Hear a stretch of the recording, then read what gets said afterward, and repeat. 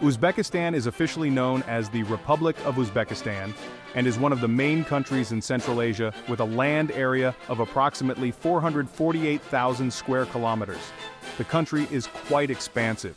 However, due to deserts and mountains, not every part of the country is suitable for human habitation.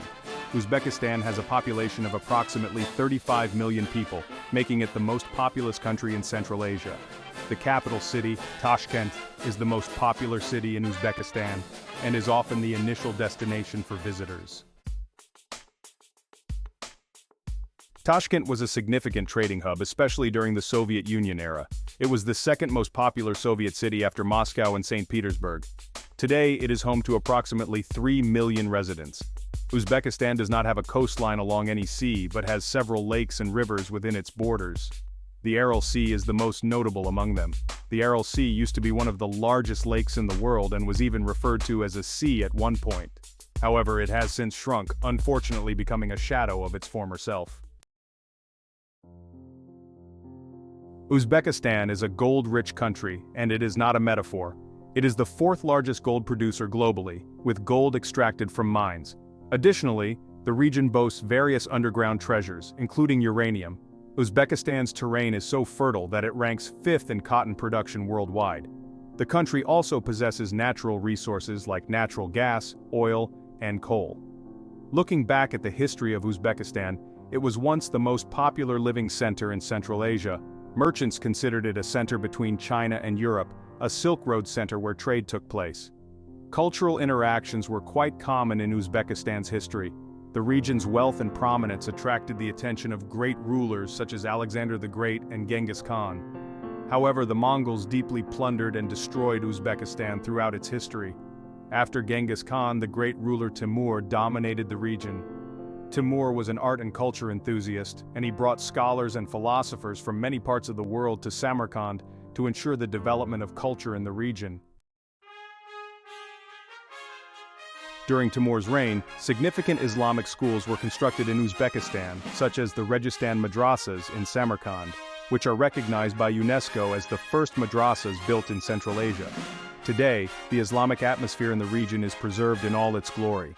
Uzbekistan gained full independence in 1991 following the dissolution of the Soviet Union, and the people of Uzbekistan take pride in their culture and history. In addition to the capital Tashkent, Uzbekistan is home to other popular settlements like Bukhara and Samarkand, which are located in Central Asia. Uzbekistan shares borders with Afghanistan and Turkmenistan to the south, Kyrgyzstan and Tajikistan to the east, and Kazakhstan to the west and north. Most nationalities can enter Uzbekistan for tourism purposes without encountering visa issues. However, if you plan to stay for an extended period or work in Uzbekistan, you'll need to obtain a residence permit and a work permit. It's essential to learn the official language Uzbek if you intend to live in Uzbekistan. Uzbek and Russian are the two widely spoken languages in the country. Furthermore, over 90% of the population adheres to Islam. Therefore, we can characterize Uzbekistan as a Central Asian state that has embraced Islam. Despite being a modern country, it values freedom in matters of clothing and belief. Unlike Arab culture, Uzbekistan is more inclined towards the culture of societies like Kazakhstan and Russia. Many people perceive Uzbekistan as unsafe due to its proximity to places like Afghanistan. However, it is actually one of the most livable countries among the Central Asian nations. If you have American dollars, you can practically establish your own kingdom in Uzbekistan since the power of money opens many doors here too. When you exchange even $100 in Uzbekistan, you'll receive stacks of Uzbek sums. When you visit Uzbekistan, the first things that will catch your attention are its bazaars, markets, and bread. You can find different types of bread with unique flavors that you might not have tasted before. The good thing is, you can easily buy these beautiful breads for about $1 each. Yes, bread is cheaper in Uzbekistan than in Europe. Since the country's food culture is mainly centered around meat, getting meat here is also extremely affordable. For example, when you visit Uzbekistan, you can enjoy a high-quality shish kebab for just $3 at the markets. What's even better is that the vendors offer free samples of their products as soon as they make eye contact with you. This shows that they are confident in the quality of their products and aim to attract customers by offering these samples.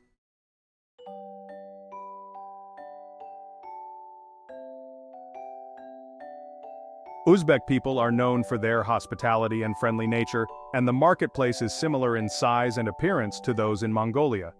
When strolling through the bazaars, you will notice people's eyes shining, and they will genuinely smile at you.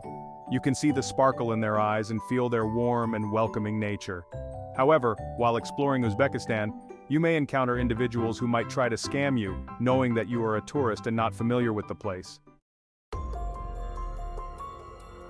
It is not fair to attribute this solely to Uzbekistan, as cunning individuals exist almost everywhere in the world.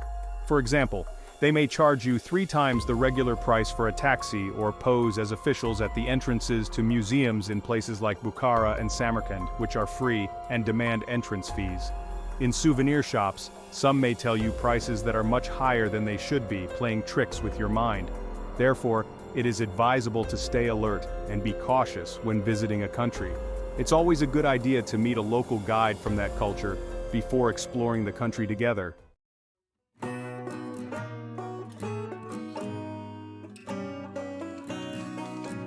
If you have a local person with you when you visit Uzbekistan, you are less likely to be taken advantage of. However, if you are a tourist, locals will approach you with joy and friendliness regardless of your nationality or ethnic identity. They will want to host you, feed you, and make you feel at home. Their cuisine is known for meat dishes served with rice, and they drink tea throughout the day, especially black and green tea with lemon or other flavors. Meat and cumin dishes are also popular. If you visit the capital Tashkent and speak Russian, you can easily make friends and integrate into Uzbek society since many people there speak Russian in their daily lives. However, take note that the climate can be extremely hot and humid, especially in the middle of summer in cities like Tashkent, Bukhara, and Samarkand, where temperatures can exceed 50 degrees Celsius. If you're planning to visit Uzbekistan, I would suggest doing so between August and November despite the scorching temperatures.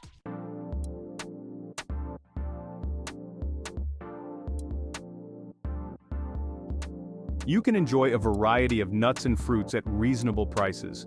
Uzbekistan's historical heritage, shaped by the Silk Road, attracts many tourists, especially those who love architecture and photography. The heat might not matter much to you in this case. In cities like Bukhara, Tashkent, and Samarkand, life doesn't come to a halt in the evenings. You can find many establishments offering entertainment and delicious meals to tourists. For instance, while dining at a restaurant, you might suddenly see Uzbek dancers.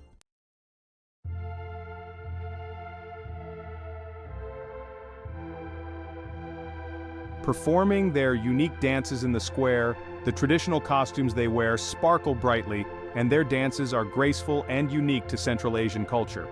There are no restrictions on alcohol in Uzbekistan, so you can consume it at nightclubs or other venues as you wish. People in Uzbekistan love to have fun, and nightclubs, especially on weekends, are packed to the brim. It's worth mentioning that the capital, Tashkent, still bears the pain of the devastating earthquake it experienced in 1966 with a magnitude of 8. To give you an idea, the earthquake was so massive that it destroyed over 36,000 buildings and left more than 300,000 people homeless. The earthquake was so powerful that even the aftershocks that followed measured 7 in magnitude. Survivors of the earthquake described the experience of living in the city as being on the back of an angry camel. However, with substantial aid from the Soviet Union, Tashkent was eventually rebuilt and transformed into a more beautiful and modern city, complete with a metro system. The rebuilt city mostly consists of 4- or 5-story buildings,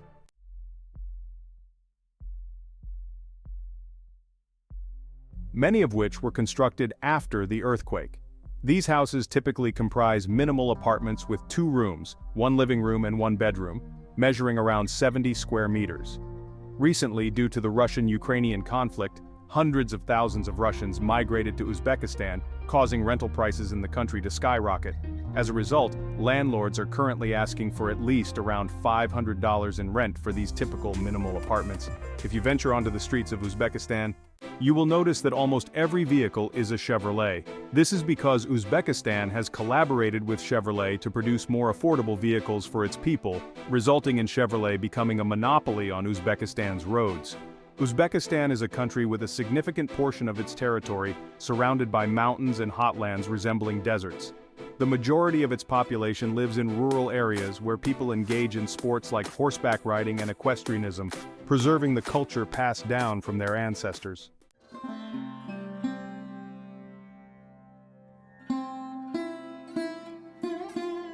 Meat is a regular part of the diet, and there are numerous traditional dishes containing meat, including horse meat. Meat is often mixed with rice, and the fat from meat is used in their bread. USC pilaf is among the most popular dishes, made with lamb, peas, dried grapes, and garlic. Uzbekistan is also renowned for its tradition of carpet making. Handcrafted carpets made in Uzbekistan are sold worldwide and are highly sought after. Many craftsmen in the city of Kaya produce goods that match the city's historical charm. Kaya is a city that has been preserved since the 6th century, with little to no modern structures present. This land is rich in treasures and has been favored by many important rulers throughout history, making it a unique and culturally significant place to visit. Uzbekistan is a Central Asian country that values its traditions and Islamic culture. Its cities, Samarkand and Bukhara, were once known as centers of Islam. The country has a population of around 35 million people, and has been independent for 32 years, despite being under Soviet rule from 1924 to 1991.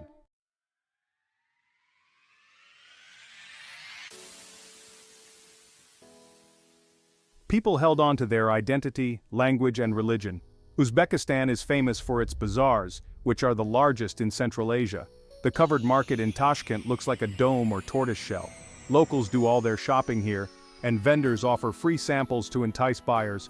You can find sunflower seed vending machines, Samarkand halva, and sour cheese called kurt in Tashkent and Samarkand bazaars. Bread making is an art in Uzbekistan, and the country is known for its delicious bread. Bakers bake bread inside traditional clay ovens called tandoors. They never compromise on the quality of their work and make every sacrifice possible to produce the most delicious bread. Watching the making of USC bread, which is unique to the country, is as enjoyable and intriguing as tasting it. I'm sure you have never seen bakers anywhere in the world putting so much effort and passion into making a single product. The result of this immense dedication is the USC bread itself. USC bread is more filling and nutritious compared to regular bread due to the traditional methods and ingredients used. The Soviet rule deprived USC cuisine of preserving its culinary traditions for many long years, causing it to lose its vibrancy. However, nowadays, the streets of Uzbekistan are once again vibrant and exuding life. The USCs proudly consider themselves the unrivaled center of pilaf in the world. Local restaurants kickstart their day at 8 a.m., embarking on the art of preparing this mouth-watering dish. But mind you, they don't use small pots for this masterpiece. Instead, they cook it in colossal cauldrons filled with kilos of meat, rice, chickpeas, carrots, and oil. For instance, a 100-kilo meat takes 40 liters of sunflower oil. The first step in preparing the pilaf is to cook the meat and oil together in the grand cauldron until it's thoroughly cooked. Undercooked meat is not favored by the USCs. Once the meat is cooked, they add the carrots and chickpeas, followed by the rice, which is the star ingredient of Uzbekistan's national dish. To ensure the pilaf is fully cooked, they place trays on top of the cauldron and let it cook for hours. This is how the preparation of this beloved dish unfolds.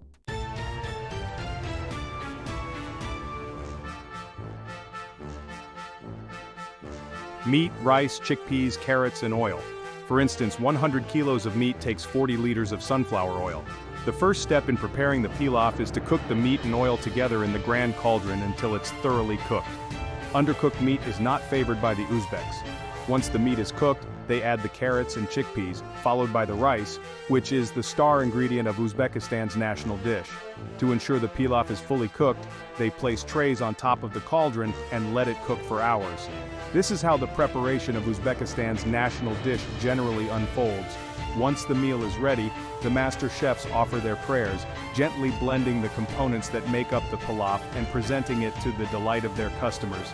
The reason why Uzbek pilaf isn't purely white is that the carrots impart their color to the rice, giving it a delightful hue. So when you visit Uzbekistan, remember 3 main ingredients related to food: plenty of bread, abundant rice, and loads of meat. These 3 elements hold a special place in Uzbekistan's culinary culture.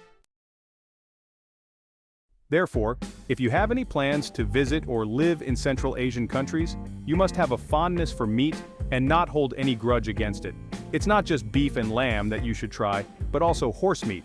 which is a popular ingredient in Uzbekistan. In fact, some families in Uzbekistan prepare pilaf with horse meat. However, this meat-eating habit has increased the risk of heart and vascular diseases among the elderly population. Some people argue that the heart diseases of Uzbeks are not caused by meat but by the oils used in cooking.